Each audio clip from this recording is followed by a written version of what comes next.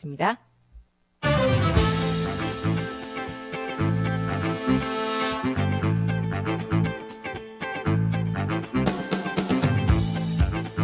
네, 국제 뉴스를 정리를 해드리는 시간. 오늘 지금 세계는 동의대학교 김태환 교수와 함께하도록 하겠습니다. 안녕하세요. 예, 안녕하세요. 네, 자 우리 바로 이야기 한번 해볼까요? 예, 예. 엊그제 북한이 정찰 위성이라고 주장을 하는 발사체를 또 발사했습니다. 네, 네, 네. 이것이 이제 탄도 미사일이다라는 그런 네, 의견들이 네. 있는데 좀 내용을 자세하게 좀 전해주시죠. 예, 예. 3일 전이죠. 18일인데 네네. 북한이 함경북도 철산군 동창리 발사장에서 지난 18일에 대륙간 지난달 18일에 대륙간 탄도 미사일을 발사했었는데 그 꼭 한 달 만인 이달 18일에 3일 전에 같은 장소에서 오전 11시 13분경부터 12시 5분 정도까지 해서 준중거리 탄도미사일 2발을 동해상으로 발사했다고 우리 합참이 발표를 네. 했습니다. 물론 북한은 이게 인공위성을 발사한 시험이라고 그렇게 주장을 하고 있는데요. 네. 특히 발사 다음 날인 19일에는 정찰위성 개발을 위한 최종 단계의 중요한 시험이었다라고 발표를 하면서 정찰 위성이 촬영했다고 주장하는 서울과 인천 지역의 위성 사진을 함께 발표하기도 했습니다. 네. 근데 문제는 이제 우리는 이제 이것을 미사일이라고 하고 네네네. 북한은 위성이다라고 네네. 주장을 하는데 이게 왜 이런 이견이 있게 되는 겁니까? 발사 기술이 비슷해서 그런 비슷하죠. 걸까요? 예.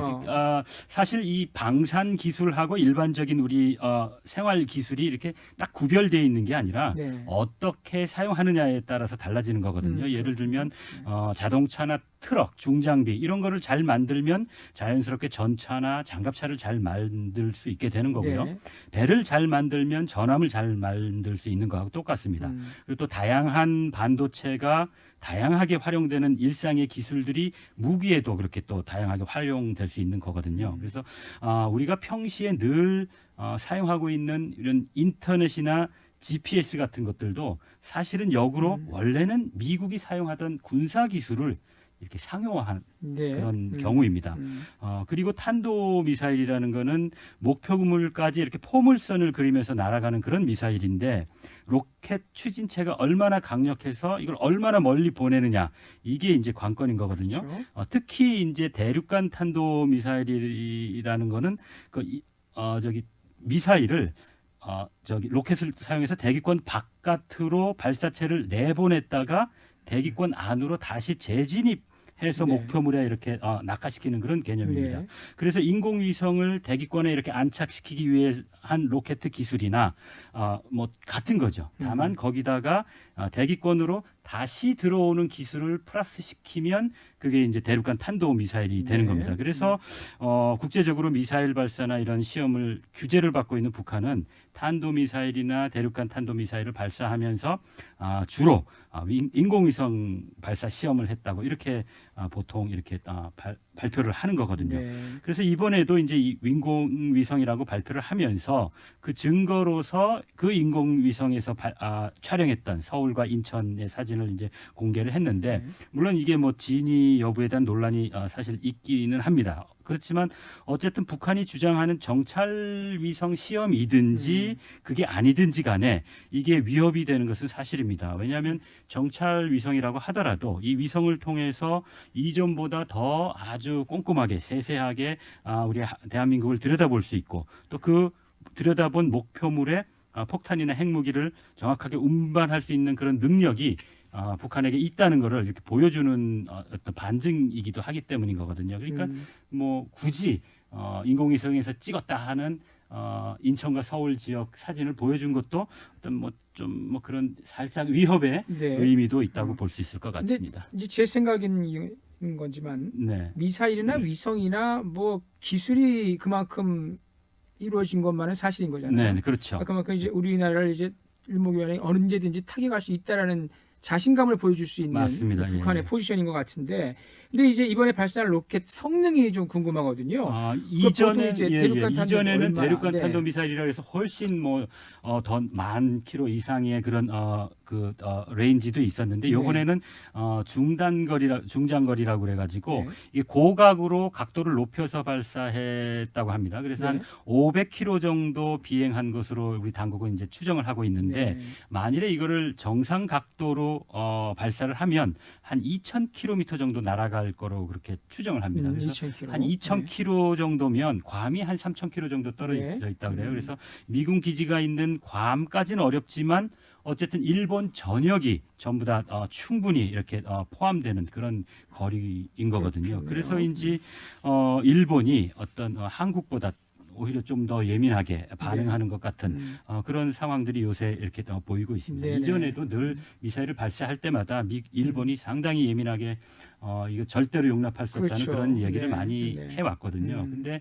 염려가 되는 거는 이런 일본이 이제 무장을 이 북한 미사일 위협을 계기로 해서 이제 헌법을 개정해서 우리도 전쟁할 수 있는 국가가 돼야 된다 하는 이런 명분들을 자꾸 국내 여론은 물론이고 국제 사회에서 자꾸 쌓아가는 건데 가뜩이나 최근에는 이제 우크라이나 전쟁 때문에 네. 이게 미국에게 안보를 일방적으로 맡길 수 없다. 네. 각자 도생이다. 뭐 해가지고 유럽에서도 폴란드는 물론이고 그렇죠. 전범 네. 국가로서 상당히 그 무장에 군사력 증강에 좀 소극적이었던 독일도 상당히 적극적으로 무장을 강화하고 있거든요. 네. 거기에 부응해서 편성해서 일본도 상당히 그 무장할 수 있는 그 명분이 자꾸 커지니까 이런 네. 것들은 우리 입장에서 이 동아시아의 어떤 그 군축은 고사하고 군비 경쟁으로 가는 그런 좀 가능성을 높이는 상황이 돼서 그런 면이 좀 안타깝죠. 일본이 무장을 강화하면 우리도 계속 신경을 쓰고 또 예의주시할 수밖에 없는 상황이고. 그렇죠. 예. 아무튼 일본이 요즘 그 방위비를 큰 폭으로 증액시키는 결정을 했다고 하고 지난주에 그런 네. 일이 있었습니다. 언제 전범이었냐라는 그런 듯한 태도를 보이고 있는데 이것도 좀 요약 좀 해주시죠. 이게 이제 연합뉴스의 이제 보도를 보면 일본 소식통을 인용해서 보도를 했는데요. 네. 지난주이죠. 16일 날 일본 정부의 각의에서 적 기지를 공격할 수 있는 반격 능력을 보유하고 그리고 또 2027년까지 일본 GDP의 2%까지 일본의 방위비를 늘린다 하는 이런 내용이 담긴 일본의 국가안전보장 전략, 국가방위 전략, 방위력 정비 계획 이렇게 3대 안보 문서가 있는데 네.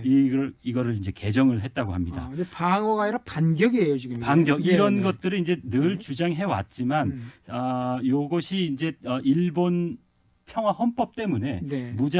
군대를 보유할 수 없고 전쟁을 할 수 없는 거기 때문에 네.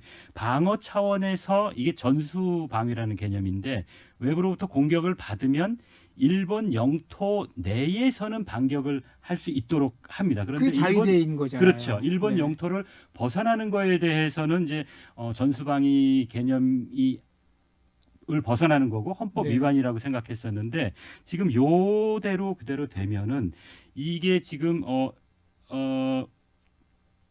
일본 영토를 벗어나는 반격이니까 네. 외부의 영토 공격, 외에서 네, 네. 공격을 했다면 그 지점을 반격하겠다는 얘기니까 네. 일본 내에서도 사실은 논란이 되고 있는 겁니다. 네네.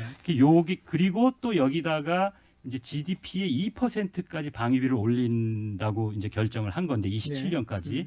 이게 2%라고 그러면 좀 개념이 안 잡힐 수도 있는데 네. 일본은 이제 군국주의화를 막기 위해서 1976년부터 최근까지 거의 46년 동안 일본 GDP의 1% 이상을 방위비로 쓰지 못하도록 그렇게 네. 제한해 왔었는데 네. 그거를 이제 깨겠다는 얘기거든요. 근데 이게 2%라고 하면은 참고로 코로나가 발생하기 전인 2019년 기준으로 보면 주요 국가가 공식적으로 이제 발표한 비율만 보더라도 네.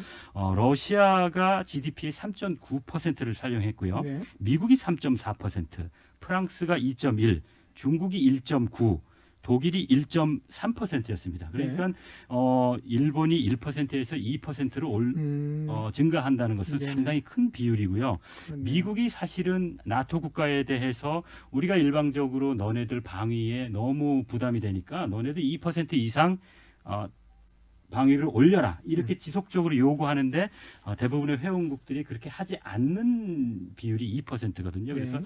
이 부분이 좀 염려되는 그런 대목입니다. 네, 이제 군사 강국으로 다시 또 치닫으려는 일본의 야욕 이 서서히 보이는 듯한 느낌이 들어서 왠지 모르게 좀 씁쓸하다는 그런 느낌을 지울 수가 없습니다. 같이 노력을 해야죠. 네, 자 동의대학교 김태환 교수와 함께 국제뉴스 하나씩 짚어봤습니다. 오늘 감사합니다. 예, 고맙습니다.